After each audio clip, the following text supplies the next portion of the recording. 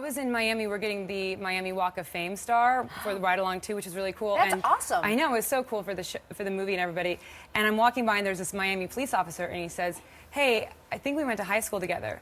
And over time, sometimes you meet people and they come up and they said, we went to high school together. And I always know that they don't have a memory from me back in high school because I moved to a new school at 16 and no one talked to me in high school. Right. So I'm like, okay, hi, nice to see you again. But this guy, when I saw him, I said, did you used to have long hair? And he's like, yeah. I go, you were a skater, right? And he's like, yeah. I said, can you just lift up your sunglasses? And I said, oh my gosh, I remember you in those cheeks. I remember. And he was like, we were in the library together. And I said, and I was able to tell him, which I've thought about him so much. I said, you were the only person to befriend me when I first got to that school. So what happened was I was in this new school and I was 16. I'd go through the hallways like crying because I didn't have any friends and no one looked at you. It was just kind of keep going. And I was in the library. I'd eat my lunch in the library every single day. And he was a library aid with me. This is so sad, the story. Is like, It gets better. It gets better. And then, you want that? And then, and so I would eat lunch by myself every day. And so after watching me eat in the library for a month all the time, he finally came up to me and said, why aren't you eating the cafeteria like everybody else?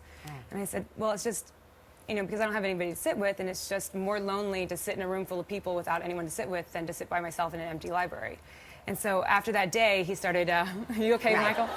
After that day, he started eating his lunch with me in the library every single day. Right. Oh! And, yeah.